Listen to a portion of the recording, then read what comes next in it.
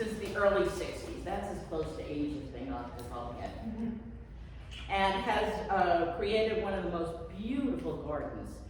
You said like 3 acres of rhododendrons that is done in a very naturalistic way. And to walk through there in the springtime is absolute heaven. The truss flowers, some of them that have fragrance, are just incredible. I've had the pleasure of walking through there several times. I could walk through there once a week, every week during the spring. Dick has been propagating by hybridizing and growing from seeds and cuttings, and that's his forte. He just knows, I'd say, everything you need to know about rhododendrons and then a lot more. Today, Dick is going to show us and share with us not only about the culture of rhododendrons. I've been reading The Garden of Eden, the book we had that lecture, and it mentions John Bertram, who was one of the people who brought rhododendrons over here back in the 1700s, I want to say. But Dick is going to show us an easy way to propagate. And you're going to need your paring knife, so hopefully you all brought your paring knives. Sounds like an unusual request for a garden club, but that's what we need today. So I welcome you, Dick. I thank you so much for doing this for our garden club. We're just, as you can see, so excited to do something. Thank you.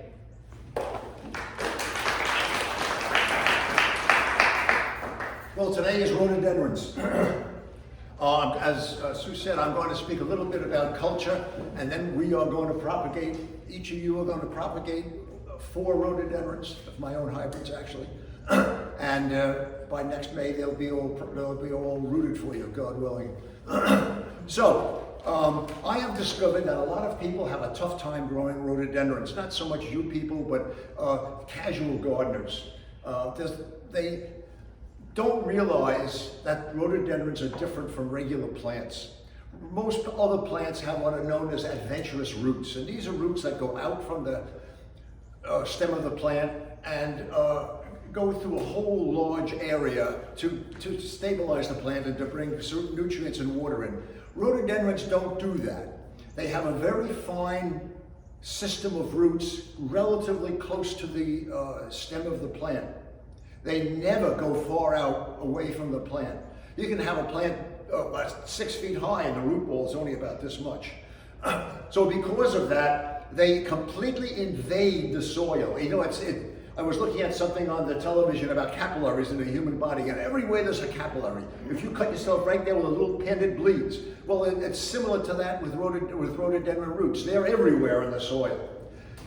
In order to help the roots absorb nutrients, the roots are covered with a fungus. It's called a mycorrhiza, and it's a very specific fungus.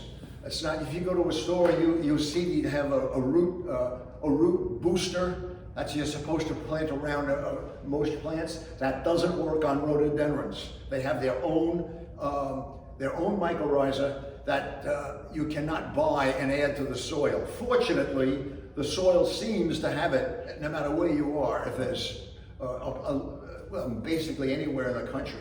The mycorrhiza is very important. It's the most important part of the plant. If you kill the mycorrhiza, the plant's going to die. So the question is, what do you do to make sure the mycorrhiza is happy? One of the features of mycorrhiza is that it acts as a little chemical plant for the plant.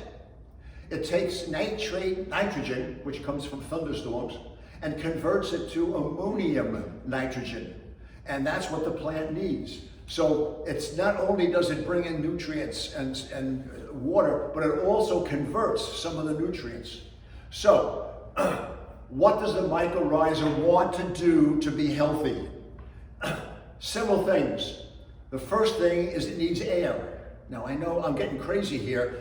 First of all, I tell you there's a fungus on the roots which you can't see. Even if you can see the roots, you can't see it. It's microscopic. 2, I'm telling you that something in the ground needs air. Now that's getting really crazy. The mycorrhiza wants moisture, but not a flood of moisture. If the soil is full of water, there's no air there. So you cannot grow rhododendrons in a very heavy, wet soil. If you have an indentation in your garden and there's water there when it rains for a couple of days, that's no good for rhododendrons. The mycorrhiza also wants to have the temperature change slowly in the soil. It doesn't matter how cold it gets. It matters if it gets too warm. But too cold, don't worry about it, as long as the temperature changes slowly in the soil. I'll talk about if it gets too warm in a few minutes in the soil. The mycorrhiza also, just like everything else, wants food, and it wants fertilizer. You should fertilize rhododendrons. And as by the way, everything I say about rhododendrons goes for azaleas, except exceptions, which I'll mention. And I'll talk about that in the future, but the important thing is that the mycorrhiza wants nutrients, but not a whole lot of it right away. You can poison the mycorrhiza with too much salt, too much fertilizer, which you could consider as a salt. So the big question is, since we want this mycorrhiza to do well, how do we do that? Well, there are two common practices in horticulture that solves the problem. The first is the soil should be have a high percentage of organic matter, and you should have a mulch on top of the ground. That's desperately important. You have to have a mulch on top of the ground. Every time I go to someone's house who says, oh my goodness, there's rhododendrons always dying, yada, yada, yada. I go there and it's always the same. They've hired some guy, or they do it themselves, and they raked out all the leaves from underneath the plant so it looks nice, attractive. And then they'll take a heavy rake and they'll bust up the top half inch of the soil so it even looks nicer. But that's terrible, because that's tearing up all the roots of the rhododendron. The feeding roots are right underneath the mulch. And if you destroy the top half of the soil, you won't know it. The roots are very fine. It's like there'd be no problem at all doing that. And it looks attractive, but you're killing the plant. And that's very common for people to have a spring cleanup. I see it advertised all the time. Have a spring cleanup. That's bad. The mulch can be anything you might want. It can be wood chips that you get from a tree guy, or it could be, you can go buy a bag of pine bark nuggets if you want, or leaves and pine needles. Leaves and pine needles are fine because they're inexpensive, they're free, and there's a place to put them. So you've got to do that. The advantage of the mulch is it prevents the soil from being compressed when we have a thunderstorm or a very heavy rain. It also insulates the soil so that it changes its temperature slowly, which is what we want. As it decays, it forms organic tars and resins that go into the ground and help to flocculate the soil. Take very small particles of soil and put them together so they become larger, and it opens up the soil. So a mulch on top of the soil, which you do not remove and keep adding to it every year, is vital for the health of the plants. If you do that one thing, you'll probably have no problems with rhododendrons.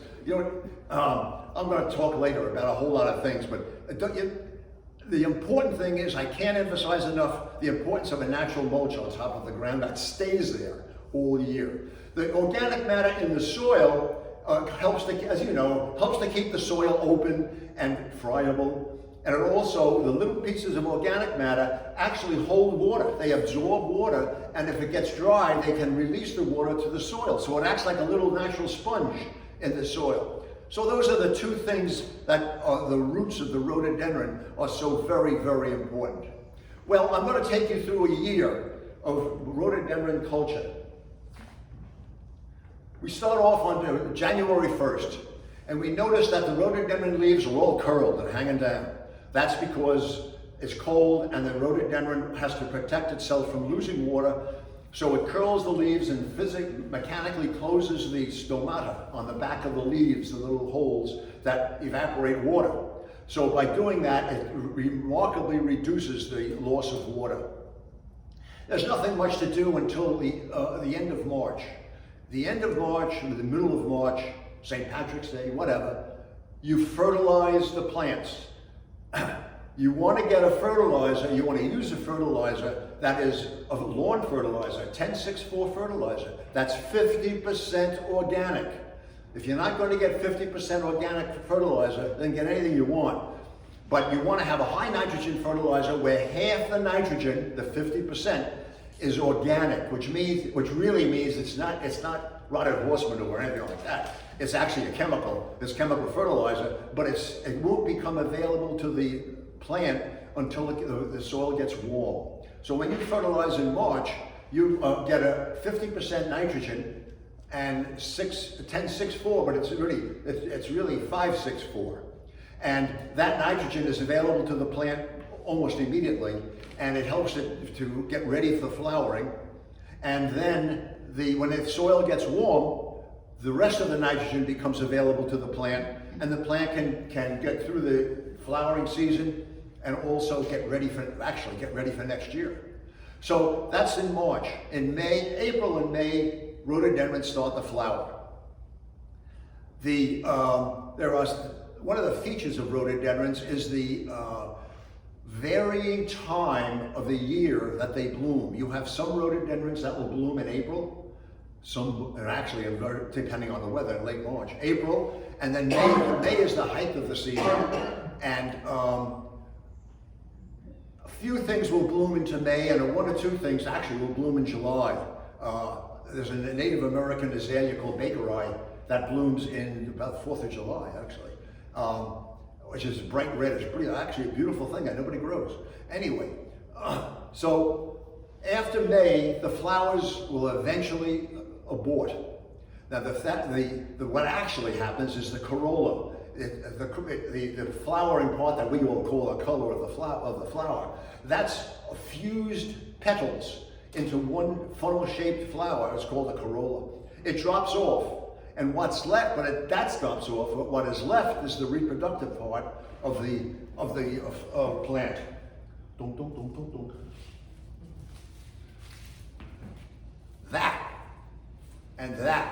That stays. And if you leave it there, it will form seed pods, which just has formed seed pods, because I didn't take it off. So if you really want to be particular, what you want to do is after the corolla has dropped, then you want to go and deadhead the plant. Now, if you've got, which means you remove that what's left of the flower. You can do it with your hand. It comes off very rapidly, very easily.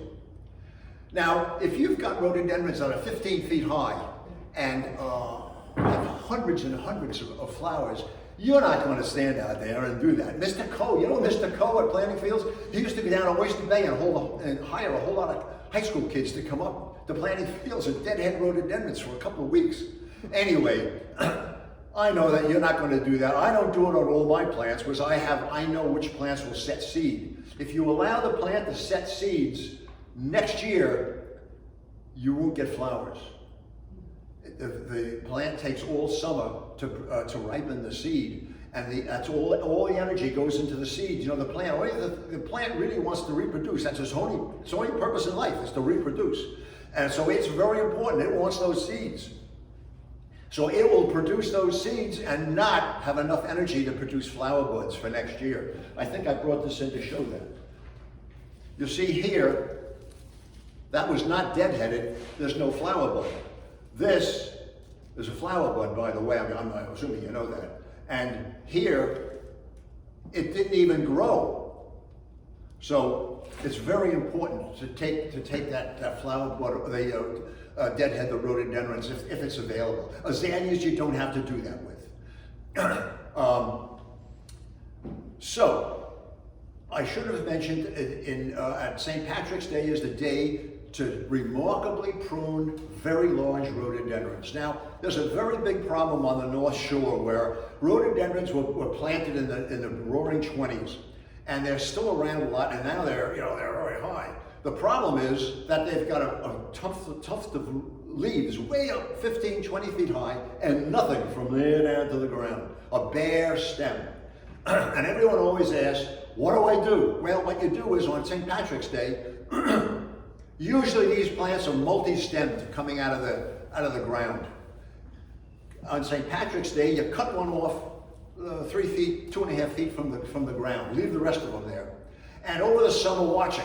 And if it starts to have shoots coming out of that stump, then you know that plant will do that. Then the next year, you cut all the rest of them. Now, don't mess with that, because those plants are going to end up being big. They're the native rhododendron, Rhododendron maximum. They bloom in July when it's very hot. They have a very small white flower. They're really not super ornamental. You should really grow them if you want to have an evergreen block to mask something. Then you can use that. But if you're going to do that, why don't you get a good rhododendron that will not only mask that, but will also have flowers. So anyway, that's the time to do remarkable pruning. The time to do just simple pruning is right after they bloom. You would cut off. The flower bud was here. You cut that off, and that will form several stems will come from that over the summer. Now, if you really want to be particular, instead of pruning it right down to the next layer or whorl of leaves, you leave a stub about 3 inches long. And would you believe most rhododendrons, a lot of rhododendrons, if you cut it down, if you don't leave a stump on there, you'll have one stem come out from below that. If you leave that stump on there, you'll have 3 or 4 come out. I don't know why that is, but that works. And so if you want to keep a rhododendron bushy, which everyone seems to want to do that. When the new growth comes, prune off. If you want to prune, leave about a 3-inch nub on there, 2.5, 3-inch nub, and you'd be surprised as to how many stems will come out from underneath there. Okay, to get back to the seasons. So now, during the summer, there's nothing really to do except water. Rhododendrons can't get dry. If in the middle of the summer, you see the leaves are curled, the same as in the winter, that's very bad. And if that happens 3 times, what happens when new people plant rhododendrons? Well, I'll get to that later. But they don't water them. Everyone in the summer, casual gardeners, they're off in the beach or the house, or they're out in the Hamptons. They're doing something, but what they're not doing is watering rhododendrons. And it's very important that you do keep them wet. That's the only thing you have to do during the summer. During the summer or late in August, you might see that insect damage. Well, I'll talk about that in a few minutes. So the only other thing to do is to watch the plants, and hopefully flower buds will form.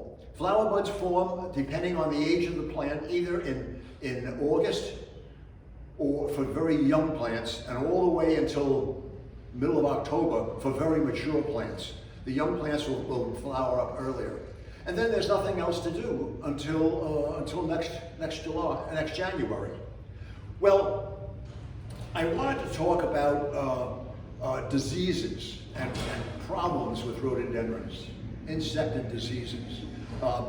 They're starting at the bottom. The roots can have a problem. There's one insect or two insects that really eat roots. The first insect is black vine weevil. It's also called taxus weevil.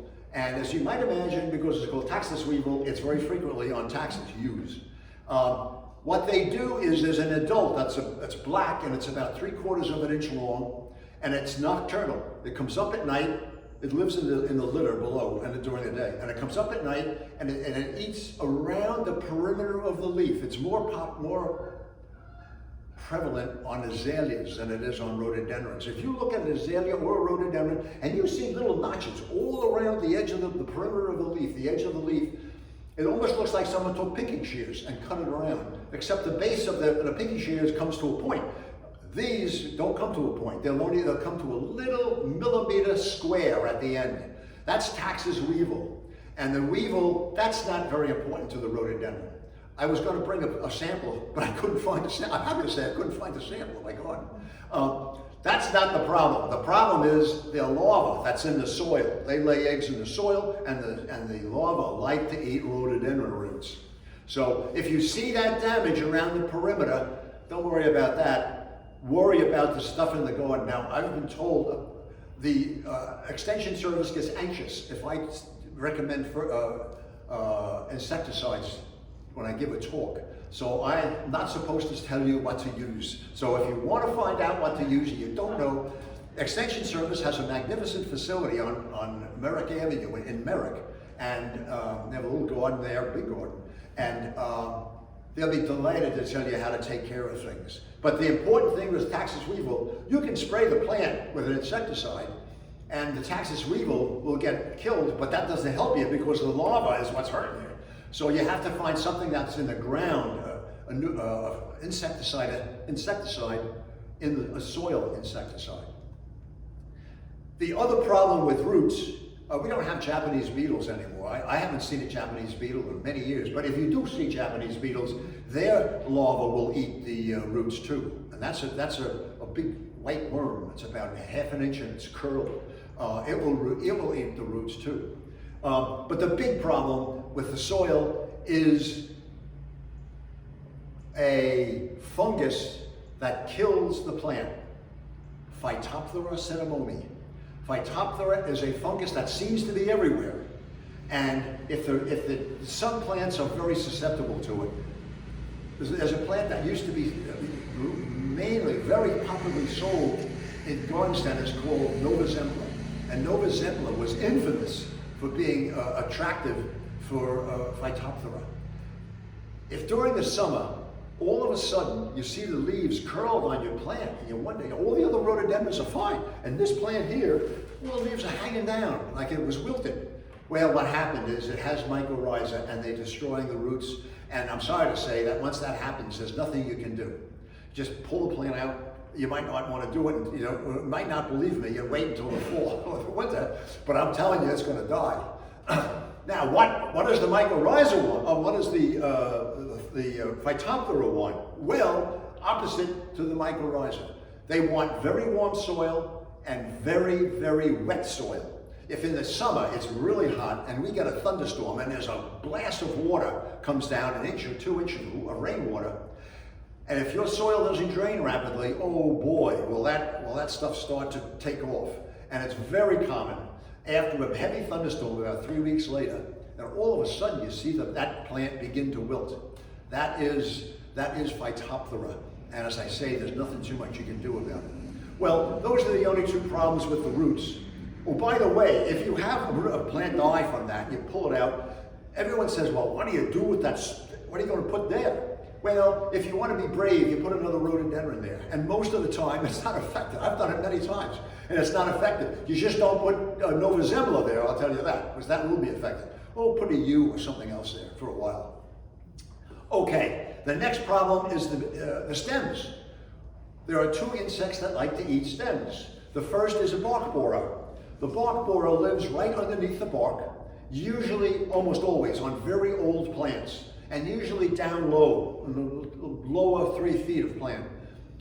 And they will tunnel bore underneath the bark in the cambium layer. And initially there isn't too much of a problem, but eventually, all of a sudden you'll notice, especially on these very old plants, one half the plant is not growing the same rate as the other half. And you wonder, what's wrong there? And that's not there. Well, what's wrong there are stem borers. And if you look at the stem, you will see holes, and sometimes you'll see sawdust coming out of the hole and around the hole. Well, if you see sawdust there, you've got stem borers. So most of the time, if it's not extensive, if you leave them alone forever, they'll go all the way around the plant and girdle the plant. That stem will die. So what I used to do, and I don't do it anymore because I haven't seen any stem borers in a while. I take a knife and I stick it in the hole, and I go and I twist it, and you'll find the bark bounces right off, and you can see the tunnel, and it goes all over. And if you do that in the summer, July, you will come to the end, and there'll be a worm there. And you kill the worm, and hopefully that does it. But I'll tell you one thing, if you've got one, you've got more than one. So if you're successful with one, keep on going, because there are probably more there. The other stem problem is what is known as a stem borer as opposed to a bark borer. The stem borer starts off with a moth laying eggs on the very top of the plant, very, very top of the plant, the new growth. And it will lay eggs there, and the larva will tunnel down right in the middle of the stem, astoundingly in the middle of the stem. You never saw anything more perfect in your life.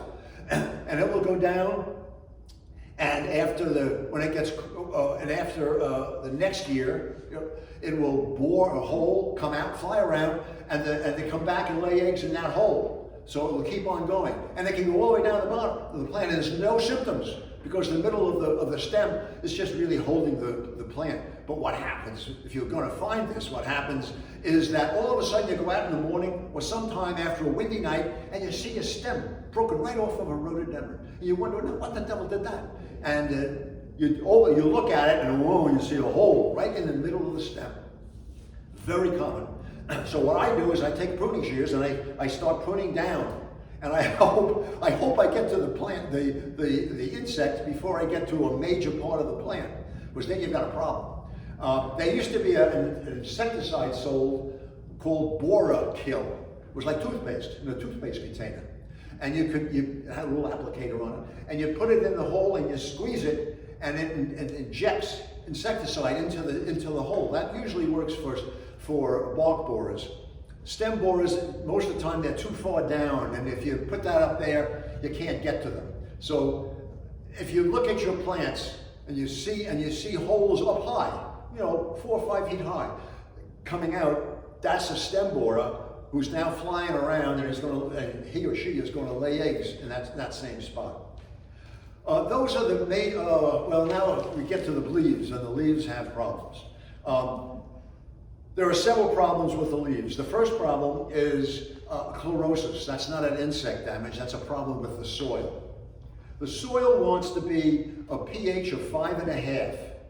5.5, not 6 and not 4. The difference in acidity in the soil from pH of 6 to pH of 5 is 10 times. Every numerical distance in pH ratings is 10 times. So if you have a pH of 5 and you see the pH is 6, that's 10 times more basic than it should be. Or if you have a pH of 5 and if you want a pH of 5 or 5.5 and you do a soil test and you find it's a 4.5 or a 4, that's 10 times more acidic. That's a big difference. So you want to get to 5.5. Now most of the area around here is 5.5. You don't have to worry about that. But sometimes if you have a fairly new constructed house, the cement part of the house is beginning to leach lime into the soil. And sometimes, especially a foundation planting, will have a very high pH, and you'll get chlorotic leaves. I don't know if I have I was looking for a chlorotic leaf and I couldn't find one. Well, I don't have a chlorotic leaf to show you, but it's a yellowish or yellow leaf with very green veins. That means that the pH is screwed up somehow. But it also can mean that there are insects eating the roots. Believe it or not, I have discovered that. The next thing about problems with leaves are insects that eat the leaves. I already told you about the taxus weevil. But there are caterpillars that come down, usually if it's under a tree. Caterpillars come down and they take remarkable pieces out of the leaf. Instead of being around the perimeter of the leaf, this is a massive hole in the leaf. And you've got usually it's not a big problem, but even from pine trees, if you have pine trees, they come down off pine trees too. When we had gypsy moths in the bad old days, gypsy moth caterpillars will really do a job on rhododendrons, let me tell you. So those are the two major problems with leaves. Now, it turns out that now you might see leaves like this. That's a little bit of damage from a caterpillar. You might see leaves that color. Underneath it, they're old leaves and they're getting ready to abort. Don't get concerned about that. people call me up and say, oh, I got yellow leaves on my rhododendron. Oh. If it's the lower leaves, if there are a whole lot of leaves above here, it's the old leaves being aborted. You might not realize it, but rhododendrons hold their leaves a different number of years. Most rhododendrons hold their leaves 2 years, and that's okay. But you can buy rhododendrons that only hold their leaves 1 year. So if they only hold their leaves 1 year, they begin to get open growing looking. But there are other rhododendrons that hold their leaves 3 years and some 4 years. And of course, they are much more dense. I have a sample here we're going to operate on later. But you can see how dense that is. And that's holding its leaves at least 4 years. I haven't looked, but it probably is.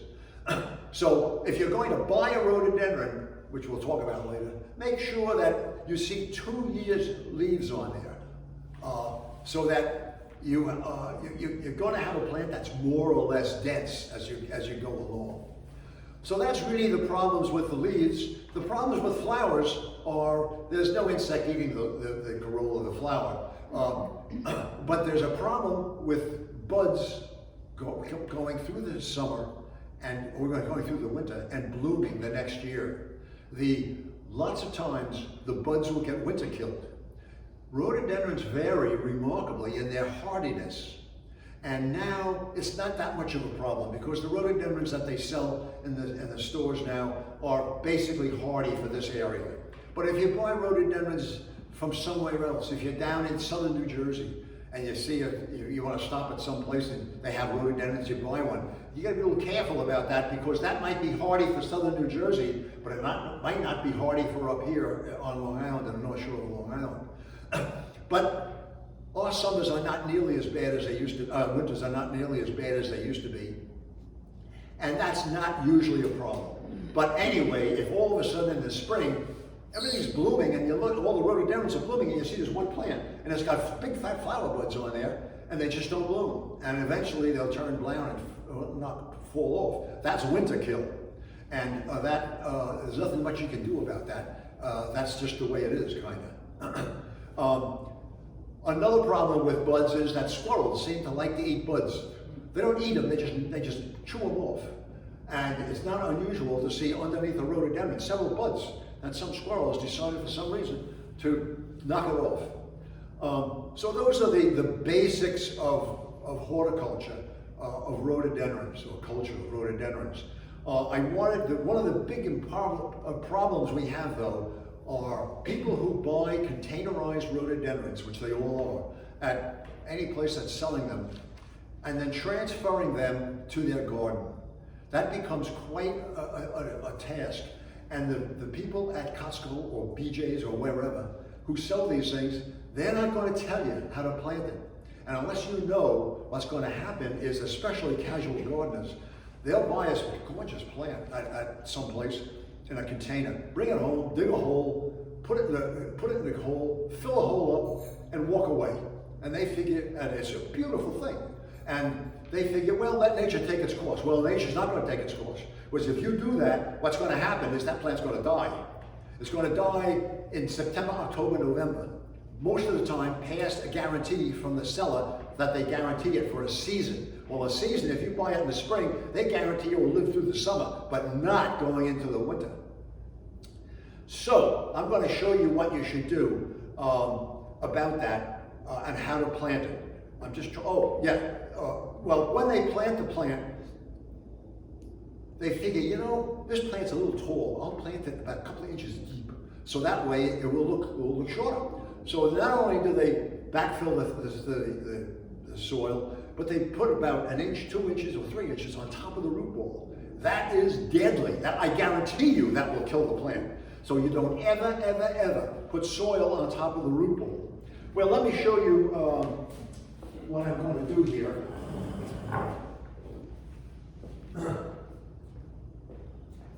I get stiff when I sit for a long time. So I bought this at Home Depot on Saturday. $11, they had 50% off. And for Crete, that's a very good price. The normal price is $22, which would not be bad anyway. But so if you have time, if you're interested, go down to Home Depot and see what they have. So you get the plant, looks like that, right? And you take it out. And there's the root ball. I call it a root cylinder, actually. Now, I'm going to amaze you. Boy, I'm all over. What you do is you turn it over, and you do this. And you do this. And my prop. And then you have to, I'm trying to do this so you can see what I'm doing. And then you start taking this off. Now, what amateur or casual gardener do you think would do this to the plant?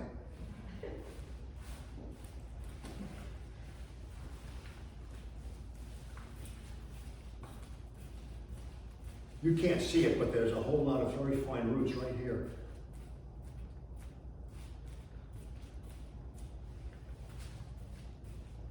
So you open that up like that.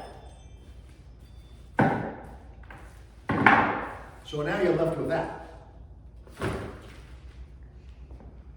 Now, when you want to plant, as you know, I was trying not to make a mess. Don't worry about it. So now, when you're going to plant this, where are you going to plant it? The best place is where it has high shade. That's very good, but most rhododendrons that they sell now can exist quite well in full sun, but I would not recommend full sun.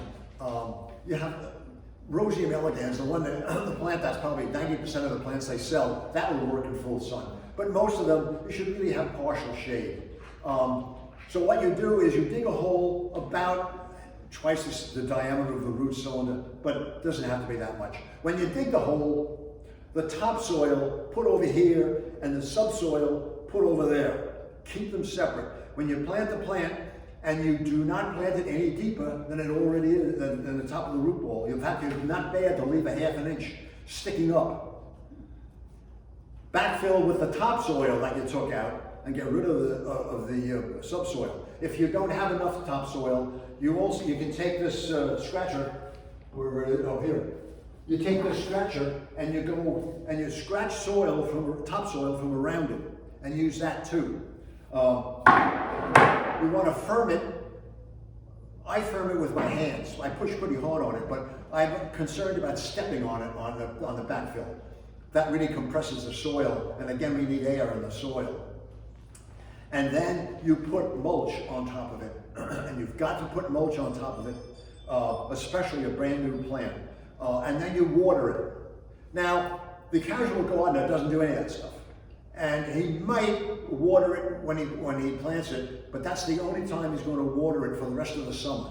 Because he figures that when rain falls, that the rainwater will water the plant. That's not the case, because the plant has a canopy of leaves on it, as you can see, and also by the summer it will have either another twice the number of leaves on it, and it'll act like an umbrella.